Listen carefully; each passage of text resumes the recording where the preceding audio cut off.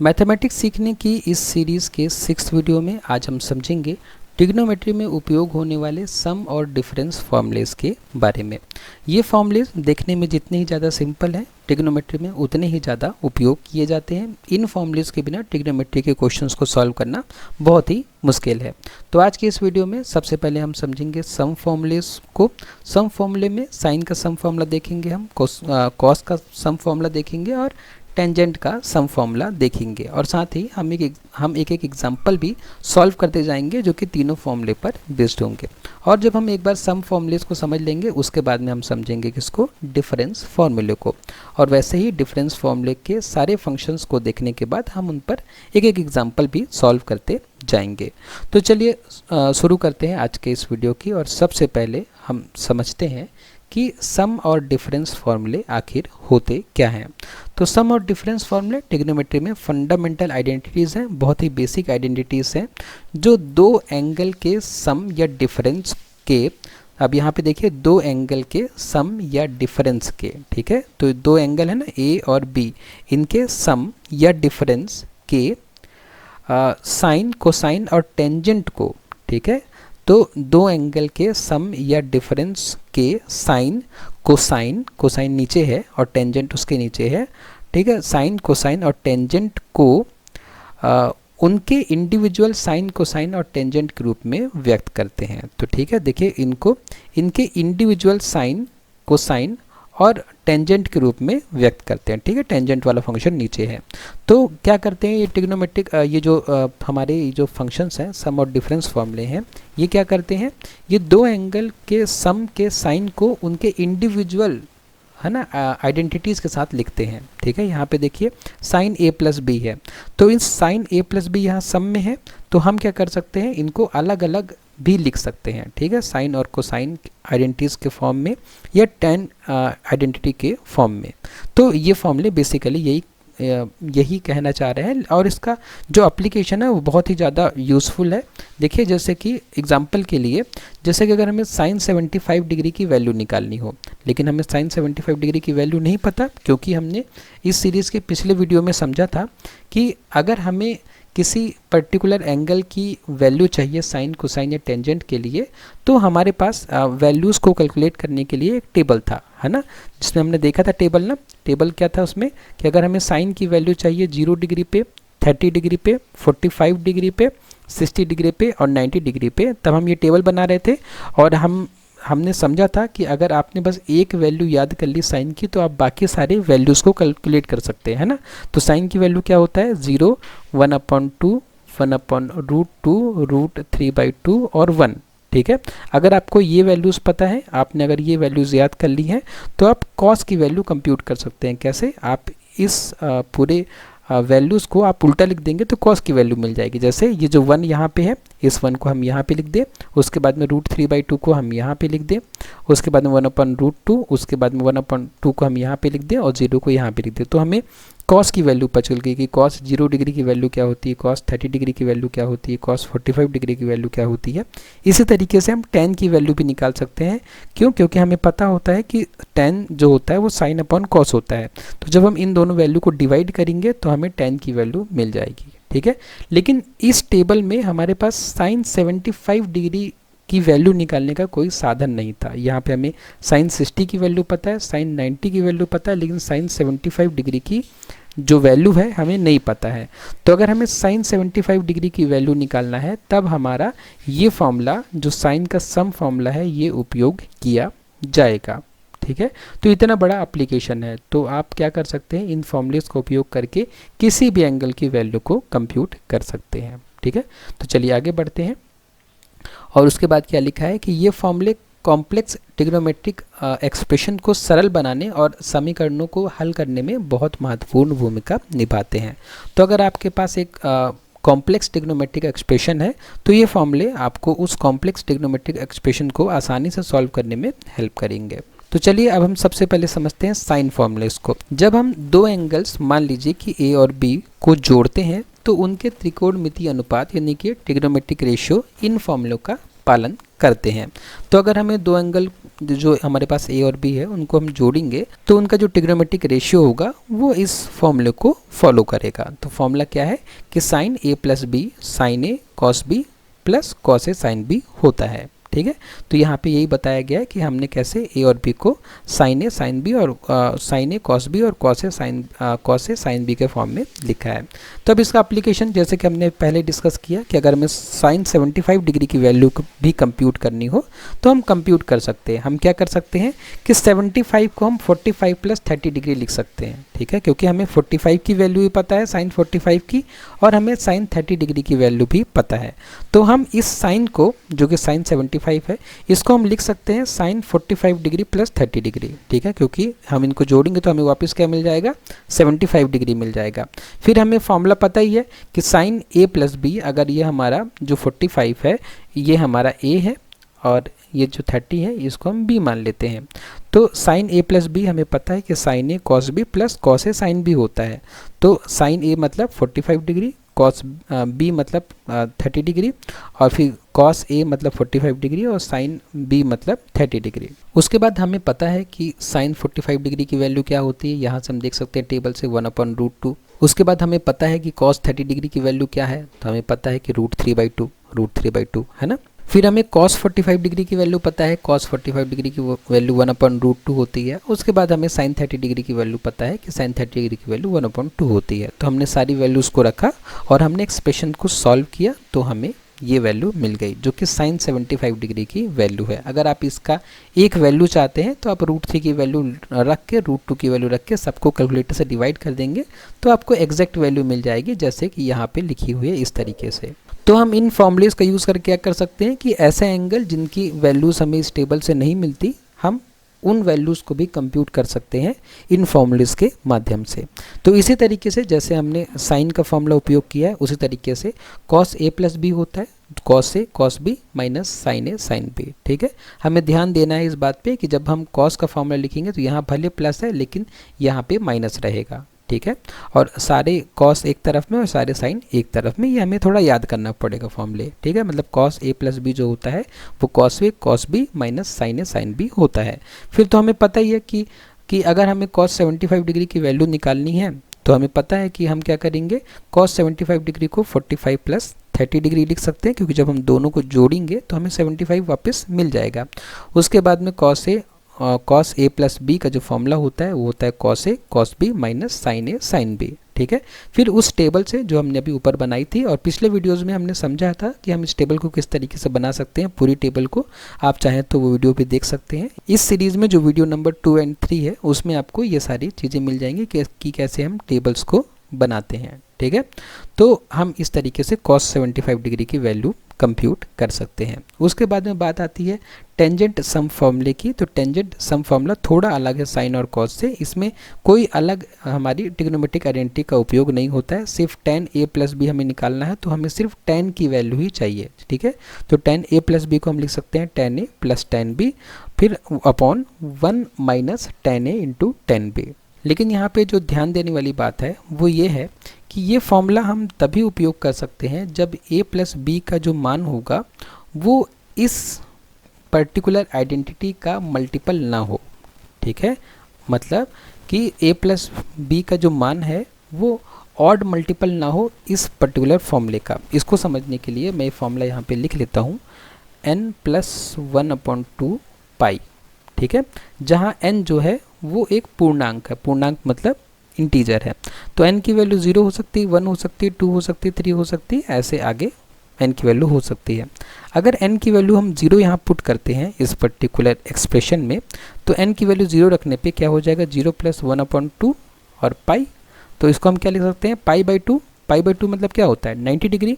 तो मतलब अगर a प्लस बी की वैल्यू 90 डिग्री है तब हम इस फॉर्मूले का उपयोग नहीं करेंगे। ठीक है, क्यों नहीं करेंगे कि अगर a प्लस बी की वैल्यू अगर 90 डिग्री है तो 90 डिग्री में जो tan होता है, tan वो इनफाइनाइट होता है। ठीक है, क्या होता है, इनफाइनाइट होता है। तो हम उसकी वैल्यू किसी भी फॉर्मूले से कंप्यूट नहीं कर सकते। इसलिए जब भी हमारा a प्लस बी का सम इस तरीके से होगा तब हम इस फॉर्मूले का उपयोग नहीं करेंगे, ठीक है, क्योंकि हमें पता है कि tan 90 डिग्री की वैल्यू इनफाइनाइट होती है, मतलब अनडिफाइंड होती है, ठीक है। तो अनडिफाइंड होती है तो आप उसको किसी फॉर्मूले से कंप्यूट नहीं कर सकते, ओके।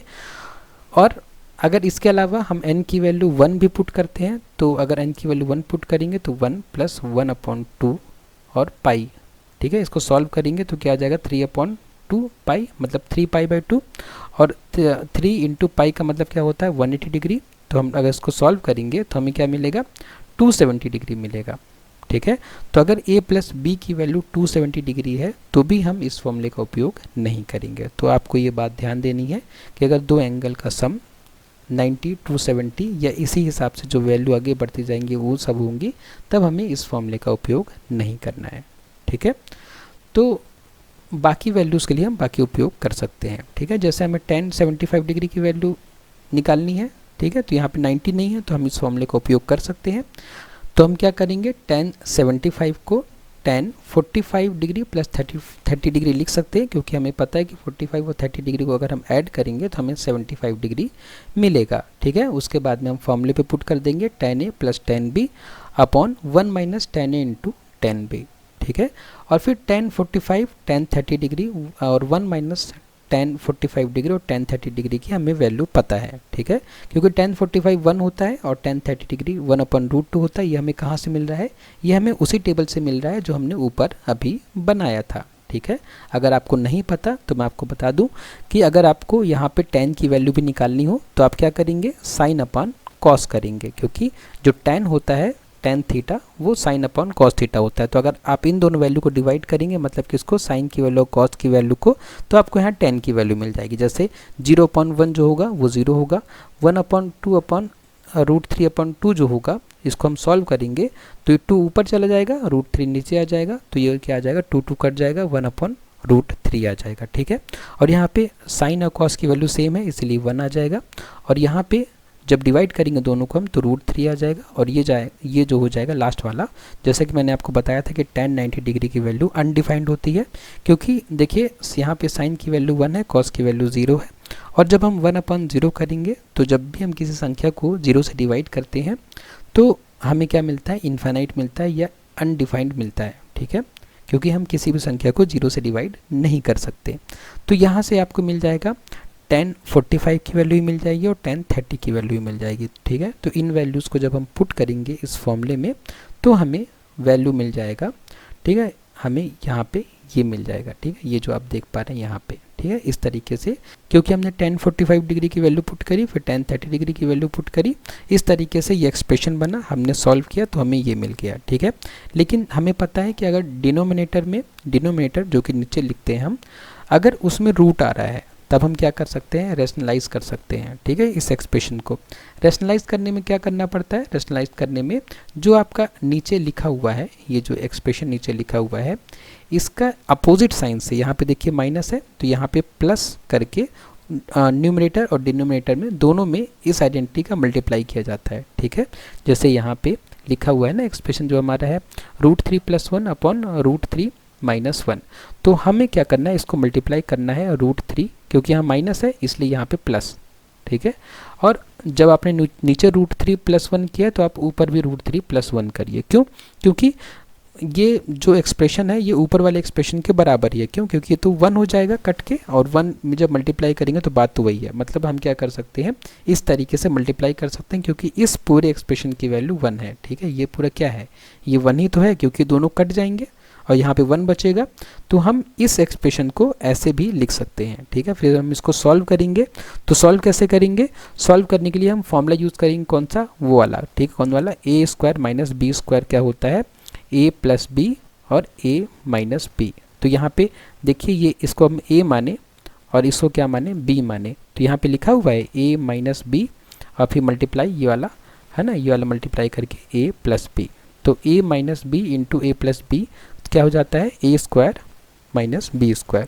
तो हमने a मतलब √3 का स्क्वायर और फिर -b मतलब 1 का स्क्वायर यहाँ पे लिख दिया, ठीक है। और ऊपर वाले क्या हो जाएंगे, ऊपर वाले दोनों सेम है तो क्या हो जाएगा, इसका स्क्वायर हो जाएगा, ठीक है। √3 यहाँ पे देखिए ये √3 + 1 मल्टीप्लाइड बाई √3 + 1, दोनों सेम ही आइडेंटिटी है तो क्या हो जाएगा, स्क्वायर हो जाएगा इसका, क्योंकि 2 बार हो गया ना। जैसे हम 2 इंटू 2 करते हैं तो उसको क्या लिखते हैं, 2 स्क्वायर लिखते हैं। तो वैसे ही ये और ये सेम है तो दोनों जब मल्टीप्लाई करेंगे तो स्क्वायर हो जाएगा। तो यहाँ पे कौन सा फॉर्मूला यूज हो जाएगा, यहाँ पे फॉर्मूला यूज हो जाएगा आपका वाला फॉर्मूला कि a प्लस बी का होल स्क्वायर क्या होता है। तो हमें पता है कि a square plus B square plus 2ab है ना। तो इस फॉर्मूले का उपयोग करके हम किसको सॉल्व कर ले रहे हैं, ऊपर वाले एक्सप्रेशन को सॉल्व कर रहे हैं, ले रहे हैं। ठीक है, तो ये a square plus B square plus 2ab है ना, अपॉन, और ये क्या हो जाएगा, यहाँ पे रूट है तो स्क्वायर का रूट जो है कैंसिल हो जाएगा, बचेगा 3 और -1 है ना। हम इसको सॉल्व करेंगे तो हमें जो आंसर मिलेगा वो हो जाएगा 2 प्लस रूट 3। ठीक है, तो इस तरीके से हम सॉल्व कर सकते हैं इस तरीके के एक्सप्रेशन को। और अगर आपने अब सम फॉर्मूले को अच्छे से समझ लिया है तो डिफरेंस फॉर्मूले को समझना कोई बड़ी बात नहीं है, क्योंकि डिफरेंस फॉर्मूले में हम क्या कर रहे हैं, जहाँ पे हमने साइन a प्लस बी किया था वहाँ पे, तो हम यहाँ पे साइन a माइनस बी करेंगे। ठीक है, तो साइन a माइनस बी का जो फॉर्मूला होगा वो हो जाएगा sine a cos B minus cos A sine B है ना। और उसके बाद अगर हमें इस फॉर्मूले का उपयोग करना हो तो हम ऐसे कर सकते हैं कि मान लीजिए कि हमें साइन 15 डिग्री की वैल्यू कंप्यूट करनी हो, तो साइन 15 डिग्री को हम क्या लिख सकते हैं, 45 माइनस 30। ठीक है, अब आपको कैसे पता चलेगा कि यहाँ पे आपको 45 ही लिखना है, यहाँ पे 30 लिखना है, वो आप ऐसा सोचिए कि आप जो भी यहाँ पे लिखेंगे, जो भी आप एंगल लिखेंगे वो ये तो 0 होना चाहिए, ये तो 30 डिग्री होना चाहिए, ये तो 45, ये तो 60, ये तो 90। ठीक है, क्योंकि आपको इन्हीं की वैल्यू पता है। तो आप इस तरीके से सोच सकते हैं कि जो भी यहाँ पे वैल्यू दी है उसको मैं क्या इनके सम और डिफरेंस के रूप में लिख सकता हूँ क्या। अगर आप लिख सकते हैं तो आप उसकी वैल्यू कंप्यूट कर सकते हैं इन फॉर्मूले का उपयोग करके। ठीक है, उसके बाद हम क्या करेंगे, साइन a माइनस बी को हम लिख देंगे sine a cos B minus cos A sine B, और सबकी वैल्यू हम पुट कर देंगे और एक्सप्रेशन को सॉल्व कर देंगे, हमें आंसर मिल जाएगा साइन 15 डिग्री का। उसके बाद में इसी तरीके से कोसाइन का फॉर्मूला होगा कॉस ए माइनस बी का। जैसे कि हमने देखा था जब यहाँ पे प्लस था तो यहाँ पे माइनस था, अब यहाँ पे माइनस है तो यहाँ पे क्या हो जाएगा, प्लस हो जाएगा। ठीक है, बाकी सब सेम रहेगा, सारे कॉस वाले एक तरफ, सारे साइन वाले एक तरफ। तो कॉस ए माइनस बी का जो फॉर्मूला होगा वो होगा cos A cos B plus sign A sine B. तो अगर हमें कॉस 15 डिग्री की वैल्यू निकालनी है तो हम क्या कर सकते हैं, 15 डिग्री को 45 माइनस 30 डिग्री लिख सकते हैं, और जब हम इसको सॉल्व करेंगे तो हमें आंसर मिल जाएगा ये। ठीक है, इजी है, जैसे हमने प्लस के लिए सॉल्व किया था वैसे ही हम माइनस के लिए सॉल्व करेंगे। अगर आपको इन एक्सप्रेशन को सॉल्व करने में प्रॉब्लम आती है तो आप मुझे कमेंट बॉक्स में बताइए, ताकि मैं नेक्स्ट वीडियो से इन एक्सप्रेशन को भी डिटेल में सॉल्व करना शुरू करूँ। ठीक है, मैं अभी ये मान के चल रहा हूँ कि इन एक्सप्रेशंस को सॉल्व करना आपको आता है, क्योंकि काफ़ी ईजी है, क्योंकि हम क्या कर रहे हैं 1 और √3 का मल्टीप्लाई करेंगे तो √3 मिल जाएगा, और √2 और 2 का मल्टीप्लाई कर देंगे तो 2√2 मिल जाएगा। ठीक है, काफ़ी सिंपल, इसलिए मैं इस पर ज़्यादा ध्यान नहीं दे रहा हूँ। अब क्या करेंगे, हम टेंजेंट फार्मूला देखेंगे, डिफरेंस, टेंजेंट का डिफरेंस फार्मूला देखेंगे। तो tan a माइनस बी करेंगे तो हमें क्या मिलेगा, tan a minus tan b upon 1 plus tan a और tan b। ठीक है, सेम चीज़ है यहाँ पे भी, ये फार्मूला हम तभी उपयोग कर सकते हैं, ये फार्मूला तभी काम करेगा जब a माइनस बी का जो मान है वो 90 डिग्री 270 डिग्री आदि जैसे ऑड मल्टीपल ना हो। ठीक है, जहाँ n जो है एक इंटीजर है। तो यहाँ पे भी वही है कि अगर जो है a माइनस बी की जो वैल्यू है 90 डिग्री 270 डिग्री आदि अगर आता है तो हम इस फॉर्मूले का उपयोग नहीं कर सकते। ठीक है, उसके अलावा आप इस फॉर्मूले का उपयोग कर सकते हैं। तो जैसे यहाँ एग्जांपल दिया है कि tan 15 डिग्री की हमें वैल्यू निकालनी है, तो tan 15 डिग्री को हम क्या लिख सकते हैं, tan 45 डिग्री माइनस 30 डिग्री। ठीक है, उसके बाद जब आप इस फॉर्मूले में सबको पुट कर देंगे तो आपको इस तरीके से आंसर मिल जाएगा। ठीक है, यहाँ पे, और उसके बाद में हमें क्या करना रहेगा, जब हमें पता है कि नीचे रूट है तो हम क्या कर सकते हैं, रेशनलाइज कर सकते हैं। तो हमने यहाँ पे प्लस था तो हमने माइनस, ठीक है, √3 + 1 था तो √3 - 1 से हमने मल्टीप्लाई किया ऊपर और नीचे, और हमने सॉल्व किया इसको तो हमें आंसर मिल गया 2 - √3। ठीक है, तो इस तरीके से हम वैल्यू निकाल सकते हैं इन सारे सम और डिफरेंस फॉर्मूले का उपयोग करके किसी भी ट्रिग्नोमेट्रिक आइडेंटिटी की। उसके बाद इन फॉर्मूले का उपयोग क्यों करें हम, क्योंकि अगर हमारे पास जटिल एंगल्स के मान को हमें ज्ञात करना हो तब हमें इन फॉर्मूले का उपयोग करना चाहिए। आप इन फॉर्मूले का उपयोग उन एंगल्स की त्रिकोणमितीय मान ज्ञात करने के लिए कर सकते हैं जो सीधे एंगल्स जैसे 0, 30 डिग्री, 45 डिग्री, 69 डिग्री आदि की सूची में नहीं होते। उदाहरण के लिए 75, 105, 15 इन सब की वैल्यू आप कंप्यूट कर सकते हैं, हमने डिस्कस किया था अभी इस बात को डिटेल में। उसके बाद ट्रिग्नोमेट्रिक जो एक्सप्रेशंस होते हैं उनको सरल बनाने में मदद करते हैं ये सारे फॉर्मूले। ये फॉर्मूले कॉम्प्लेक्स ट्रिग्नोमेट्रिक एक्सप्रेशन को सरल बनाने में मदद करते हैं जिससे उन्हें हल करना आसान हो जाता है। उच्च गणित के लिए आधार, ये फॉर्मूले कैलकुलस, फिजिक्स और इंजीनियरिंग के कई क्षेत्रों के लिए आधार बनते हैं। तो आज के इस वीडियो में बस इतना ही। उम्मीद है कि आपको ये सारी बातें, ये सारे फॉर्मूले समझ में आए होंगे। अगर आपको कोई डाउट है तो प्लीज़ मुझे कमेंट बॉक्स में बताइए, और अगर आपको इस नोट्स से पढ़ना है तो नीचे डिस्क्रिप्शन बॉक्स में एक लिंक दिया हुआ है गूगल ड्राइव का, आप उस लिंक को क्लिक करके इस नोट्स को डाउनलोड कर सकते हैं और खुद से भी इन सारे कॉन्सेप्ट्स को रिवाइज कर सकते हैं और पढ़ सकते हैं। अगर आपको वीडियो पसंद आया तो वीडियो को लाइक करें, शेयर करें अपने फ्रेंड्स के साथ में और सब्सक्राइब करें चैनल को। आपने वीडियो को लास्ट तक देखा उसके लिए बहुत बहुत धन्यवाद।